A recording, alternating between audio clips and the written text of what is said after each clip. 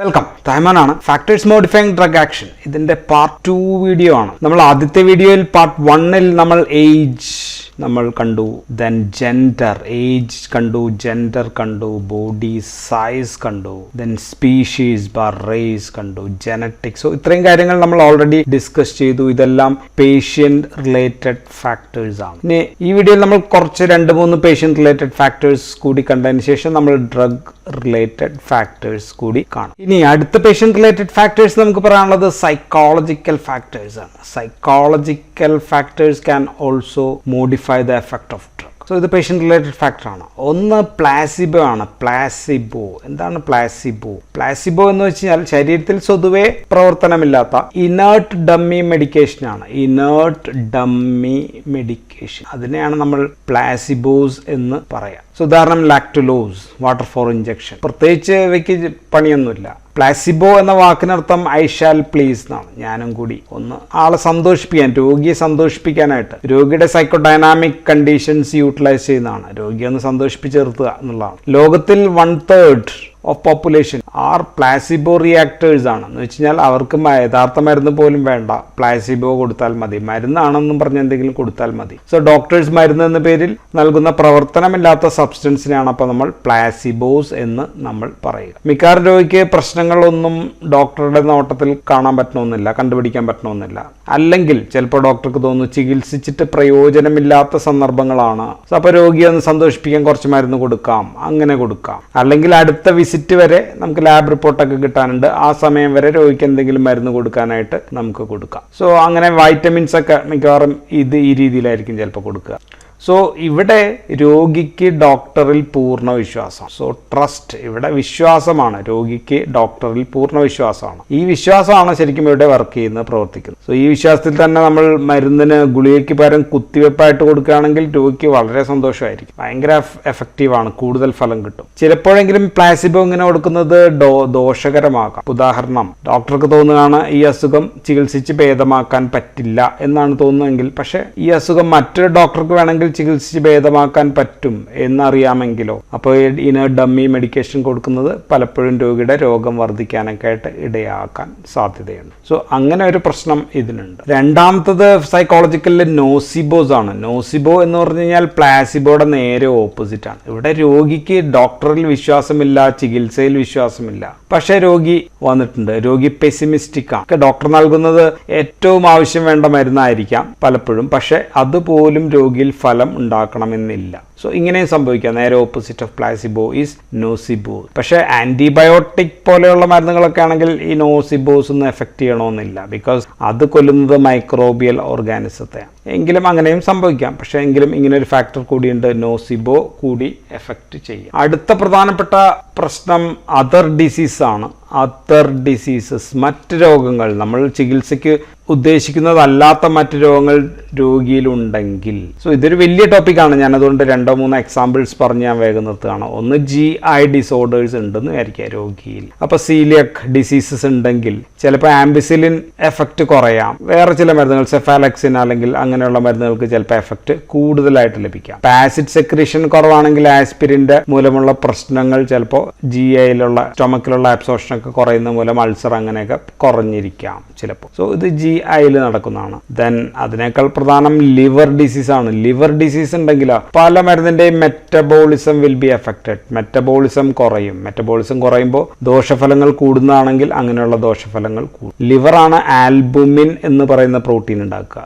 Albumin നമുക്കറിയാം plasma protein ബൈൻഡിങ്ങിൽ ഏറ്റവും പ്രധാനപ്പെട്ട ആളാണ്. ആൽബുമിൻ ഇല്ലെങ്കിൽ, ആൽബുമിൻ കുറവാണെങ്കിൽ മരുന്ന് ബ്ലഡിൽ കൂടുതൽ കറങ്ങി നടക്കുകയും ദോഷഫലങ്ങൾ കൂടുതലായിട്ട് ഉണ്ടാക്കുകയും ചെയ്യാം. ദെൻ നമ്മൾ കൊടുക്കുന്ന മരുന്ന് പ്രോ ഡ്രഗ് ആണെങ്കിലോ, പ്രോ ഡ്രഗിന് ഒരു മെറ്റബോളിസം നടക്കണം അല്ലെ. മെറ്റബോളിസം നടക്കുമ്പോഴാണ് ആക്റ്റീവായിട്ട് ഡ്രഗ് ആവുക. സോ ഇവിടെ ലിവറിന് കംപ്ലൈൻ്റ് ആണെങ്കിൽ മെറ്റബോളിസം നടക്കില്ല. സോ അതുകൊണ്ട് മരുന്നിൻ്റെ ഗുണം ചിലപ്പോൾ കുറയും. ഇനി കിഡ്നി ഡിസീസസ്, വൃക്ക രോഗങ്ങളുള്ള ആൾക്കാരിൽ മരുന്ന് ശരീരത്തിൽ കെട്ടിക്കിടക്കാം അല്ലെ. യൂറിനിലൂടെ പോകേണ്ട മരുന്നാണെങ്കിൽ അത് പോകുന്നില്ല, അത് ഇവിടെ കെട്ടിക്കിടക്കുകയും ശരീരത്തിൽ ബ്ലഡിൽ കൂടുതലായിട്ടുണ്ടാവുകയും ദാറ്റ് ക്യാൻ കോസ് ടോക്സിസിറ്റി ഉണ്ടാക്കുകയും ചെയ്യാം. ഇപ്പോൾ അമിനോഗ്ലൈക്കോസൈഡ്സ് ആണെങ്കിൽ ടോക്സിറ്റി ഉണ്ടാക്കാം, ഡിജോക്സിൻ ആണെങ്കിൽ ഇങ്ങനെ ടോക്സ്. സോ ഇതെല്ലാമാണ് പേഷ്യന്റ് റിലേറ്റഡ് ഫാക്ടർ. അടുത്തത് നമ്മൾ പറയുന്നത് ഡ്രഗ് റിലേറ്റഡ് ഫാക്ടേഴ്സ് ആണ്. മരുന്നാണ് ഇവിടെ കേന്ദ്ര ബിന്ദു. മരുന്നും അല്ലാത്ത പല പ്രശ്നങ്ങളും ഉണ്ടാകാം. എന്തായാലും ഡ്രഗ് റിലേറ്റഡ് ഫാക്ടേഴ്സിൽ നമുക്ക് ആദ്യം പറയാനുള്ളത് വിച്ച് റൂട്ട്, ഏത് റൂട്ടിലൂടെയാണ് നമ്മൾ കൊടുക്കുക. Route of administration of the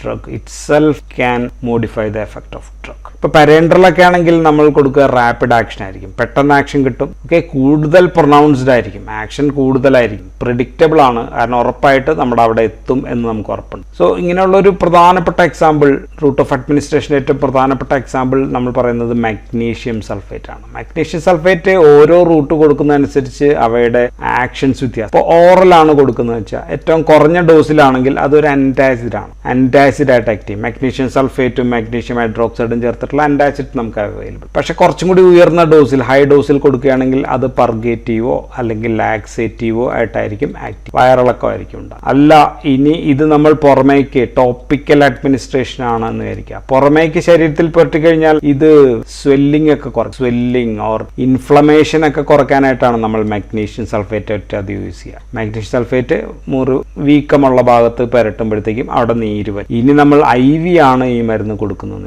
IV കൊടുത്തു കഴിഞ്ഞാൽ ഇത് സാധാരണ കൊടുക്കുക എക്ലാംസിയ എന്ന് പറയുന്ന ഗർഭിണികളിൽ ഉണ്ടാകുന്ന തീവ്രമായിട്ടുള്ള ഹൈപ്പർ ടെൻഷൻ, ദെൻ സീഷേഴ്സ്, അതിനൊക്കെ ആയിരിക്കും നമ്മൾ യൂസ് ചെയ്യുക. സോ എക്ലാംസിയയിൽ യൂസ് ചെയ്യുക. മറ്റൊരു IV യൂസ് എന്ന് പറഞ്ഞത് ടോർസൈഡ് ഡി പോയിന്റ്സ് ആണ്, ടോർസൈഡ് ഡി പോയിന്റ്സ് എന്ന് പറയുന്ന അരിത്മിക് കണ്ടീഷൻസിൽ. സോ അതിൽ നമ്മൾ മാഗ്നീഷ്യം സൾഫേറ്റ് ആയിരിക്കും കൊടുക്കുക. സോ ഓൺ ഡിഫറെന്റ് റൂട്ട്സ്, പല റൂട്ടുകളിൽ കൊടുക്കുമ്പോൾ കിട്ടുന്ന effect is entirely different effect ആണ്. വേറൊരു എക്സാമ്പിൾ കൂടി ഞാൻ പറയാം, അത് സെലിജില്ലിനാണ്. സെലിജില്ലിൻ എന്ന് പറയുന്ന മരുന്ന് നമ്മൾ MAO-B ഇൻഹിബിറ്റർ ആണ്. അത് ഓറലായിട്ട് കൊടുക്കുന്നത് അത് ആന്റി പാർക്കിൻസോണിസത്തിനാണ്, ആന്റി പാർക്കിൻസൺസ് ഡ്രഗ് ആണ് ഓറൽ. പക്ഷെ നമ്മൾ ട്രാൻസ്ഡെർമൽ പാച്ച്, ശരീരത്തിൽ ഒട്ടിച്ചു വെക്കുന്ന പാച്ച് ആയിട്ട് കൊടുക്കുന്നത് ആന്റി ഡിപ്രസന്റ് ആണ്, ആന്റി ഡിപ്രസന്റ് ഡ്രഗ് ആയിട്ടാണ് യൂസ് ചെയ്യുക. സോ രണ്ട് റൂട്ടാണ്, പക്ഷെ രണ്ടും ഉപയോഗിക്കുന്നത് രണ്ട് വ്യത്യസ്ത ഉപയോഗത്തിന് വേണ്ടിയിട്ടാണ്. ഇനി മറ്റൊരു factor which modify the effect of drug is എൻവയോൺമെന്റൽ ഫാക്ടേഴ്സ് ആണ്. എൻവയോൺമെന്റൽ ഫാക്ടേഴ്സ് ഓർ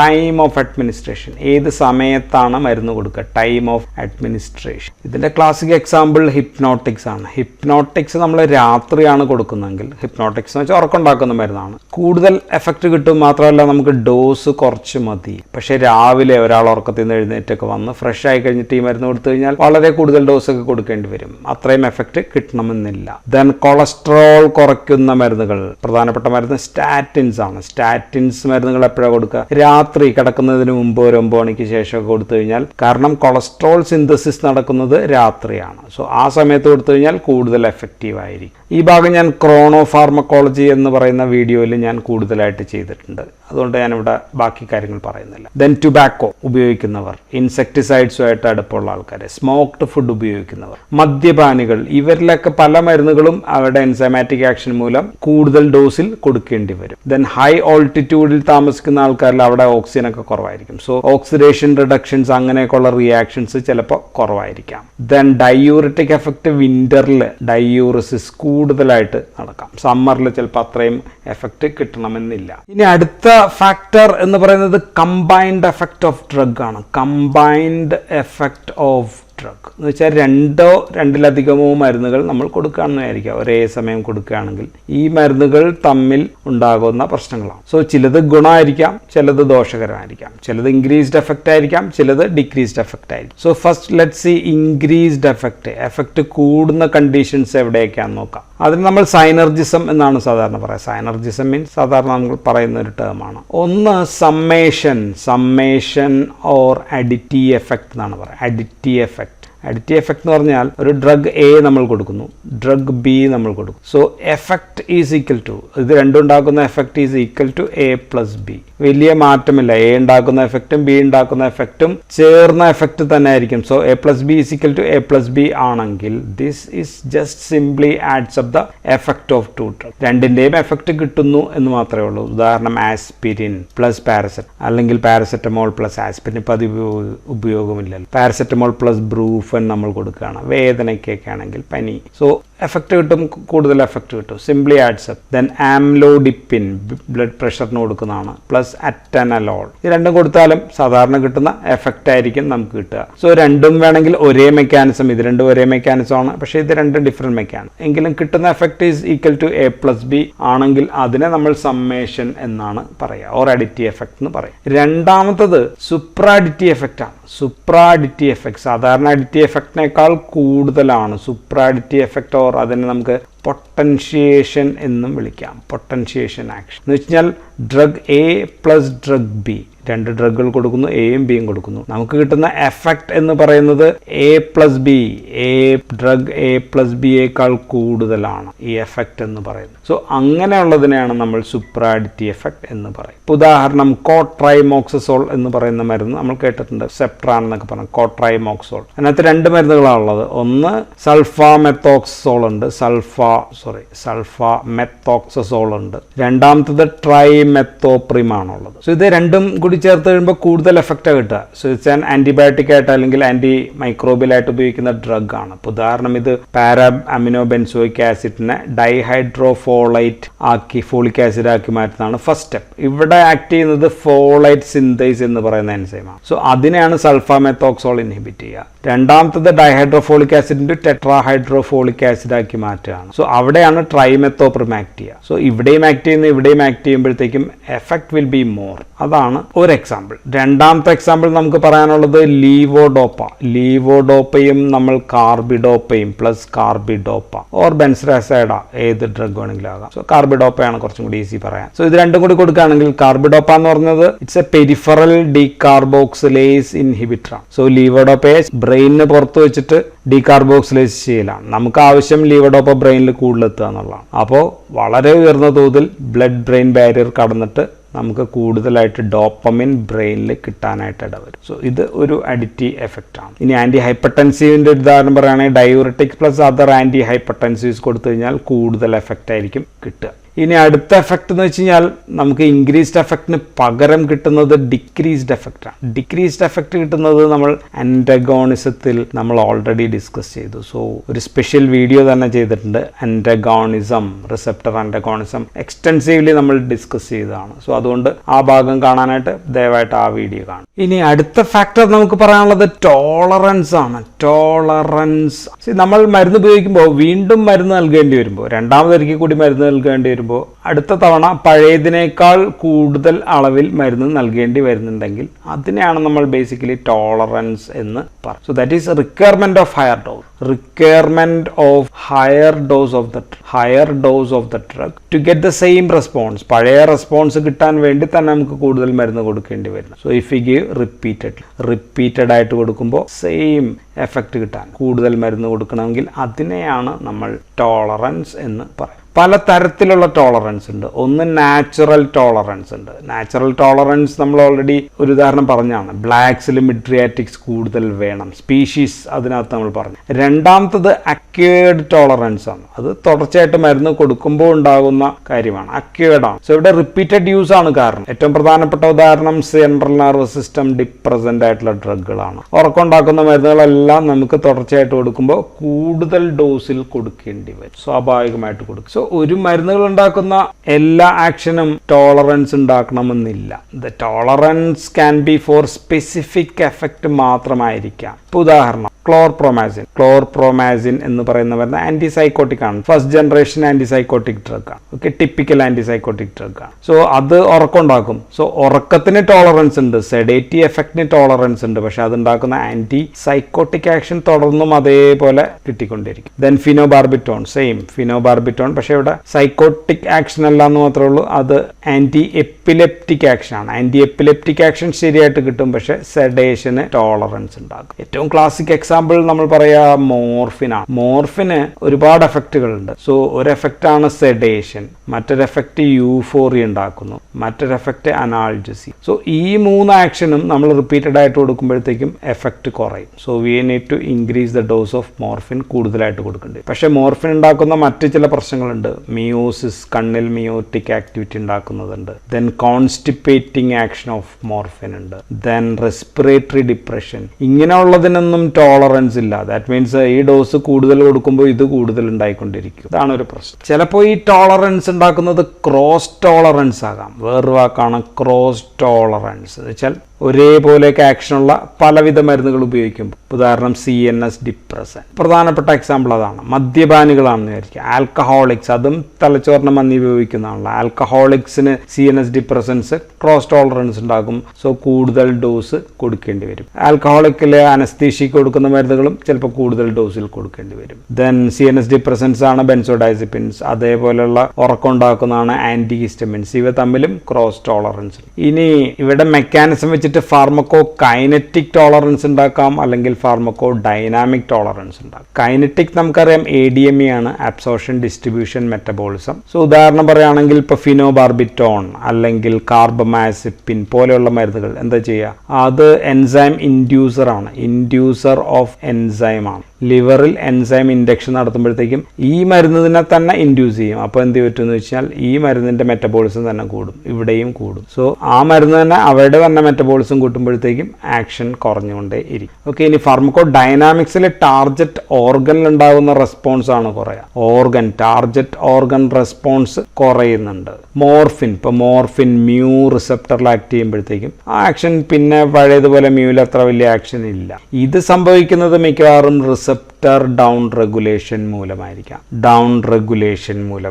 അല്ലെങ്കിൽ റിസപ്റ്റർ ഡീസെൻസിറ്റൈസേഷൻ, ഇങ്ങനെയൊക്കെയുള്ള കാര്യങ്ങൾ മൂലമാകാം ഫാർമക്കോ ഡൈനാമിക് ടോളറൻസ് ഉണ്ടാവുക. So pharmaco kinetic tolerance, pharmaco dynamic tolerance. ഇനി മറ്റു ടൈപ്പ് ടോളറൻസ് കൂടിയുണ്ട്. അതിനെ നമ്മൾ ടാക്കിഫിലാക്സിസ് എന്നാണ് പറയുക. ടാക്കിഫിലാക്സിസ് നമ്മൾ ഓൾറെഡി ടൈറമിനൊക്കെ പറഞ്ഞപ്പോൾ പറഞ്ഞതാണ്. അത് പക്ഷേ നമ്മൾ അഡ്രിനർജിക് ഡ്രഗ്സ് ഒക്കെ പറഞ്ഞപ്പോഴാണ് പറഞ്ഞത്. ഇത് ഒരു അക്യൂട്ട് ടോളറൻസ് ആണ്. അക്യൂട്ട് ടോളറൻസ് എന്ന് വെച്ച് കഴിഞ്ഞാൽ നേരത്തെയൊക്കെ സ്ഥിരമായിട്ട് മരുന്ന് കഴിക്കുമ്പോഴാണ് ഈ ടോളറൻസ്. ഇപ്പം അങ്ങനെയല്ല. ഒരു മരുന്ന് രാവിലെ കഴിച്ചു, കുറച്ച് കഴിഞ്ഞിട്ട് അടുത്ത മരുന്ന് കഴിച്ചു, കുറച്ച് കഴിഞ്ഞിട്ട് അടുത്ത മരുന്ന് കഴിക്കുമ്പോഴത്തേക്കും എഫക്റ്റ് കുറഞ്ഞുകൊണ്ടിരിക്കുകയാണ്. സോ ഈ acute tolerance is a property of indirectly acting drug. Indirectly acting ഡ്രഗ്സിൻ്റെ പ്രോപ്പർട്ടിയാണ് ഈ അക്യൂട്ട് ടോളറൻസ് എന്ന് പറയാം. ഇത് നേരിട്ട് ഇപ്പോൾ റിസപ്റ്റർ ഇതാണെങ്കിൽ അവിടെ പോയി പിടിക്കുകയല്ല ഈ മരുന്ന് വേറെ രീതിയിലായിരിക്കും ആക്ട് ചെയ്യുക. ഇപ്പോൾ ഉദാഹരണത്തിന് ഇത് ഒരു സിനാപ്റ്റിക് എൻഡ് ആണെന്ന് വിചാരിക്കുക, ഇത് വെസിക്കിളാണ്, ഇതിൽ നിന്ന് ന്യൂറോ ട്രാൻസ്മിറ്റർ റിലീസ് ചെയ്യാന്ന് വെച്ചാൽ നമ്മളുടെ ഇപ്പോൾ ഒരു മരുന്ന്, ഉദാഹരണം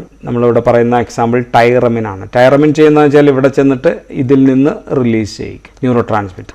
ആദ്യമായിട്ട് ചെല്ലുമ്പോഴത്തേക്കും, ഇപ്പോൾ ഉദാഹരണം ആദ്യമായിട്ട് ചെല്ലുമ്പോൾ ഭയങ്കര എഫക്റ്റ് ആയിരിക്കും, ഭയങ്കരമായിട്ട് BP കൂടും. രണ്ടാമത് ചെല്ലുമ്പോൾ ഇതിനകത്ത് അത്രയും സ്റ്റോർ ഇല്ല. സോ കുറച്ച് 1, 2, 3, 4, 5 എണ്ണം റിലീസ് ചെയ്യുന്നുണ്ടെങ്കിൽ എഫക്റ്റ് കുറയും. മൂന്നാമത് ചെല്ലുമ്പോൾ ആകെ 2 എണ്ണം ഉള്ളൂ. സോ പിന്നെയും എഫക്റ്റ് കുറഞ്ഞു. നാലാമത് വന്നപ്പോഴത്തേക്കും ഒരെണ്ണേ ഉള്ളൂ. സോ ഇത്ര എഫക്റ്റ് ആയി. അഞ്ചാമത് ഇപ്പോൾ ഇതിൽ നിന്ന് റിലീസ് ചെയ്യാനായിട്ട് ആളില്ല. സോ എഫക്റ്റ് ഒട്ടും ഇല്ലാതായി. സോ ഇങ്ങനെ പെട്ടെന്ന് അക്യൂട്ടായിട്ടുള്ള സബ്സിക്വൻ്റ് ആയിട്ട് അല്ലെങ്കിൽ റിക്കറൻ്റ് ആയിട്ട് ഡോസ് കൊടുക്കുമ്പോൾ ഉണ്ടാകുന്ന ടോളറൻസിനെയാണ് നമ്മൾ എന്ത് പറയുക, ടാക്കിഫിലാക്സിസ്. സോ ഇത് ബ്ലഡ് പ്രഷറാണ് കേട്ടോ. ബ്ലഡ് പ്രഷർ റൈസ് ആണ് ബിക്കോസ് ഓഫ് ടൈറമിൻ കൊടുക്കുമ്പോൾ ഉള്ള റെസ്പോൺസ് ആണ് ഞാൻ വരച്ചത്. ഇത് കൂടുകയാണ്, ഇത് കുറഞ്ഞു. Okay, so this is because of ഇവിടെ ഉണ്ടാകുന്ന production of or synthesis is not tallying with the release. Okay, rate of synthesis is less than the rate of release. അതുകൊണ്ടാണ് ഈ പ്രശ്നം വരുന്നത്. അതുകൊണ്ടാണ് ഇൻഡയറക്ട്ലി ആക്ടിങ്. ഇത് ഇവിടെ ചെന്നിട്ട് ഇങ്ങോട്ട് റിലീസ് ചെയ്യുന്നതുകൊണ്ടാണ് indirectly acting drug. So tachyphylaxis is rapid development of tolerance ആണ്. റാപ്പിഡ് ഡെവലപ്മെന്റ് ഓഫ് ടോളറൻസ് ആണ് when drug is given repeatedly in quick succession. കുറേ നാൾക്ക് ശേഷം കൊടുക്കുകയാണെങ്കിൽ ചിലപ്പോൾ എഫക്റ്റ് സെയിം ആയിരിക്കും ഇതേപോലെ. ഇതങ്ങനെയല്ല, അടുപ്പിച്ച് അടിച്ചു കൊടുക്കുമ്പോൾ എഫക്റ്റ് കുറയുന്നതിനെയാണ് നമ്മൾ ടാക്കിഫിലാക്സിസ് എന്ന് പറയാം. ടാക്കി മീൻസ് വേഗത്തിൽ, അല്ലെ, ടാക്കികാർഡിയ ഒക്കെ നമ്മൾ പഠിച്ചു. ഇനി അടുത്ത ലാസ്റ്റത്തെ നമ്മൾ പറയാനുള്ളത് ക്യുമുലേഷൻ ആണ്. This modifying the effect of drug. മരുന്ന് തുടർച്ചയായിട്ട് കൊടുക്കുമ്പോൾ ശരീരത്തിൽ മരുന്ന് അടിഞ്ഞു കൂടുന്നതിനാണ് ക്യുമുലേഷൻ എന്ന് പറയും. സാധാരണ ഒരു മരുന്ന് ശരീരത്തിൽ അടിഞ്ഞു കൂടുന്ന എപ്പോഴാണ് നമ്മൾ കൊടുക്കുന്ന ഡോസ് അത് നഷ്ടപ്പെട്ടു പോകുന്നതിനേക്കാൾ, ശരീരം എലിമിനേറ്റ് ചെയ്യുന്നതിനേക്കാൾ കൂടുതലാവുമ്പോഴാണ്, അല്ലെ. ഡോസ് കൂടുതലും എലിമിനേഷൻ കുറവാണെങ്കിൽ ഇത് ഇങ്ങനെ അടിഞ്ഞു കൂടാനായിട്ട് സാധ്യതയുണ്ട്. So if the rate of administration is more than the rate of elimination then this can cos toxicity ഉണ്ടാക്കും. എക്സാമ്പിൾ പറയുകയാണെങ്കിൽ ക്ലോറോക്വിൻ ആണ്. നമ്മൾ ഓൾറെഡി അതിൻ്റെ മെക്കാനിസം ഒക്കെ ഡിസ്ക്രൈബ് ചെയ്താണ്. കണ്ണിനകത്ത് ഇവിടെ വന്ന് റിറ്റിനയിൽ വന്ന് അടിഞ്ഞുകൂടാം. ക്ലോറോക്കിൻ്റെ വീഡിയോയിൽ നമ്മൾ ഡിസ്കസ് ചെയ്തിട്ടുണ്ട്. ദെൻ എമെറ്റിൻ എന്ന് പറയുന്ന ഡ്രഗ് അത് ഹൃദയത്തിലും മസിലിലൊക്കെ അക്യൂമുലേറ്റ് ചെയ്യാം. സോ അതുകൊണ്ട് എമെറ്റിൻ ഒരു തവണ കൊടുത്ത് പിന്നെ 6 ആഴ്ചയ്ക്ക് ശേഷം മാത്രമേ വീണ്ടും എമെറ്റിൻ കൊടുക്കാവുള്ളൂ. എമെറ്റിൻ എന്നിപ്പോൾ അത് ഉപയോഗിക്കുന്നത് സർട്ടൺ കേസ് ഓഫ് അമീബിയാസിന് വേണ്ടിയിട്ടാണ് ഇത് ഉപയോഗിക്കുക. അങ്ങനെയാണെങ്കിൽ 6 ആഴ്ചയ്ക്ക് ശേഷം മാത്രമേ അടുത്ത ഡോസ് കൊടുക്കാൻ.